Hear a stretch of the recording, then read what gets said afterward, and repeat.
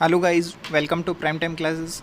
Guys, आज हम लोग बात करने वाले हैं जो प्रीवियस टॉपिक्स अपन ने कंप्लीट किए हैं उनके रिगार्डिंग जो क्वेश्चंस आए हैं एग्जामिनेशन में, उन क्वेश्चंस को डिस्कस करने वाले हैं।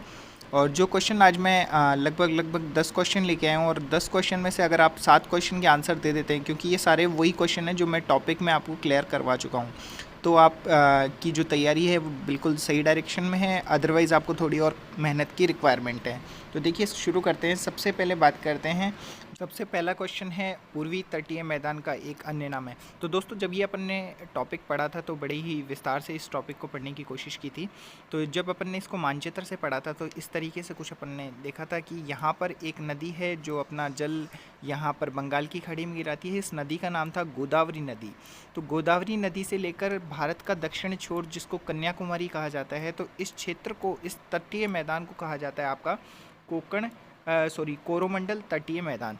ये कोरोमंडल तटीय मैदान जो है, इसके बारे में मैंने आपको कहा था कि इसको दक्षिणी भारत का गौरव कहा जाता है। साथ ही ये एकमात्र ऐसा स्थान है जहाँ पर दक्षिण पश्चिमी मानसून और उत्तर पूर्वी मानसून दोनों से वर्षा होती है।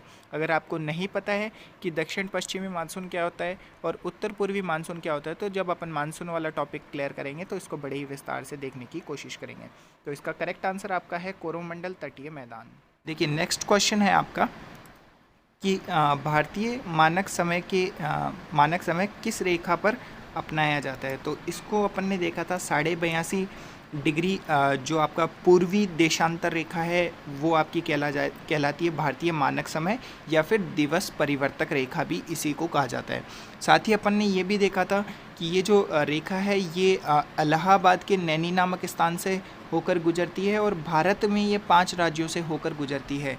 कौन कौन से 5 राज्य थे ये थे आपके उत्तर प्रदेश, मध्य प्रदेश, छत्तीसगढ़, उड़ीसा और आंध्र प्रदेश। ये 5 राज्यों से होकर ये 82.5 डिग्री पूर्वी देशांतर रेखा होकर गुजरती है। और ये क्वेश्चन किस में आया? CGL 2010 में आया हुआ है। देखिए, नेक्स्ट जो क्वेश्चन है आपका कि भारत का मानक समय ग्रीनविच समय, जो आपके ग्रीनविच है ताप कटिबंध, उसके मध्य कितना आपका डिफरेंस है, कितने समय का डिफरेंस है। तो जब मैंने आपको ये पढ़ाया था तो मैंने आपको बताया भी था कि 5.5 घंटे से आगे है भारतीय मानक समय जो है ग्रीनविच से, ठीक है ना। तो ये याद रखना। और ग्रीनविच जो आपकी रेखा है, इसको आपने देखा था कि इसका जो बनाया गया था ये 1884 में ग्रीनविच शहर में रॉयल वेधशाला जो थी वहाँ पर इसको निर्धारित किया गया था। और क्यों निर्धारित किया गया था? क्योंकि यहाँ पर ये जब देशांतर रेखाओं का विभाजन कर रहे थे तो ये डिसाइड नहीं कर पा रहे थे कि अपन आधार किसको माने। तो जहाँ पर मीटिंग हो रही थी वहीं को इसको आधार मानकर इस रेखा का नाम ग्रीनविच रखा गया, क्योंकि ये जो मीटिंग हुई थी आपके ग्रीनविच शहर में ही हुई थी। तो इसको अगर और भी विस्तार से पढ़ना है तो आप वीडियो देख लीजिएगा प्रीवियस वाला, अगर आपने नहीं देखा है तो। और ये क्वेश्चन आपका SSC CPO 2006 में आ चुका है, ठीक है ना। नेक्स्ट क्वेश्चन है, निम्नलिखित में से किसको सूर्य की ऊर्ध्वाधर किरणें कभी नहीं मिली? तो ये मिलती हैं। तो इसका करेक्ट आंसर आपको इस डायरेक्टली याद रखना है, श्रीनगर को कभी नहीं मिलती है, ठीक है ना। नेक्स्ट जो क्वेश्चन है कि भारत के दक्षिणी छोर का नाम क्या है। अगर भारत के दक्षिणी छोर का नाम की बात करें तो मैंने आपको इसको बड़े ही विस्तार से बताया था कि इसके 2 नाम हो सकते हैं। कौन कौन से 2 नाम हो सकते हैं? पहला तो इसका आंसर है निकोबार द्वीप में स्थित इंदिरा पॉइंट। साथ ही मैंने आपको बताया था अगर आपको निकोबार द्वीप समूह का नहीं मिले और डायरेक्ट सिर्फ भारत की बात करें तो कन्याकुमारी जो तमिलनाडु में है वहाँ पर स्थित है कन्याकुमारी, इसका सही आंसर होगा। कैप कैमरून भी इसी का सही आंसर है। उसके बाद में पार्सल पॉइंट भी इसी को कहा जाता है, ला हियांग पॉइंट भी इसी को कहा जाता है। ये सारी चीज़ें मैं आपको पहले बता चुका हूँ, आप वीडियोज़ देख लीजिएगा। CGL 2014 का ये क्वेश्चन है, ठीक है। और नेक्स्ट अगर बात करें कि क्षेत्रफल की दृष्टि से भारत संसार का कौन सा देश है, तो ये तो आपको पता है कि भारत संसार का सबसे बड़ा बड़ा कौन सा देश है, 7वें नंबर का सबसे बड़ा देश है। वहीं अगर नेक्स्ट बात करें कि भारत उपमहाद्वीप मूलतः एक अंग था, तो ये मैंने आपको जब प्रायद्वीपीय पठार वगैरह पढ़ाया था तो बताया था गोंडवाना लैंड का एक पार्ट था। और SSC सिलेक्शन ऑफिसर 2006 का ये क्वेश्चन आया हुआ है। नेक्स्ट अगर बात करें कि निम्नलिखित में से कौन से पाल स्ट्रीट जोड़ती है, किस देशों को जोड़ती है। तो पार्क स्ट्रीट के बारे में मैंने आपको बताया था, इसको पार्क स्ट्रीट के नाम से भी जाना जाता है। और ये जो है ये भारत, जैसे ये जो आपका भारत का मानचित्र है और भारत के मानचित्र का ये दक्षिणी भाग है और यहाँ पर जो आपका है श्रीलंका, तो ये जो स्ट्रीट है इसको कहा जाता है आपका पार्क स्ट्रीट या फिर पार्क स्ट्रीट बोलते हैं।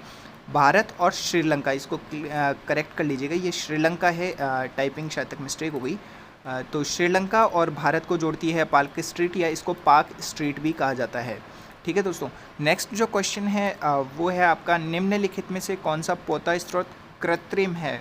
तो कृत्रिम के लिए मैंने आपको बताया था, आपका चेन्नई जो है ये कृत्रिम पोता स्रोत है। मतलब आपका जो बंदरगाह है वो कृत्रिम बंदरगाह कौन सा है, चेन्नई है।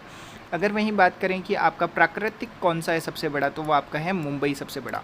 ठीक है ना, तो ये याद रखना। और मैंने इसको और भी बंदरगाहों के बारे में अपन ने बात करी कि सबसे गहरा कौन सा था, ज्वारीय बंदरगाह कौन सा था।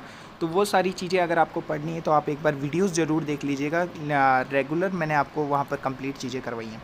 नेक्स्ट बात करते हैं कि भारत के किस राज्य में सबसे लंबी तटीय सीमा है। तो ये जब मैंने आपको स्टार्टिंग फर्स्ट लेक्चर लिया था तो उसी में बताया था कि गुजरात की जो है वो सबसे लंबी सीमा है। और ये एसएससी सीजीएल 2016 का ही प्रश्न है, ऑनलाइन जब एग्जामिनेशन हुआ था डायरेक्ट ये प्रश्न आया था।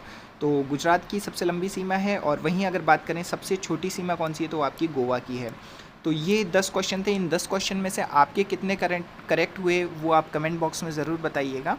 और साथ ही अगर आप इसकी पीडीएफ चाहते हैं तो वो आपको टेलीग्राम चैनल पर मिल जाएगी, लिंक आपको डिस्क्रिप्शन में देखने को मिल जाएगा। और अगर आपको वीडियो अच्छा लगा हो तो लाइक कीजिएगा, अपने दोस्तों के साथ में शेयर कीजिएगा। और चैनल सब्सक्राइब नहीं किया तो सब्सक्राइब कर लीजिए, और सब्सक्राइब कर रखा है तो बेल आइकन ज़रूर दबाएँ। साथ ही टेलीग्राम चैनल पर ज़रूर जुड़ जाएगा। वीडियो देखने के लिए थैंक यू सो मच।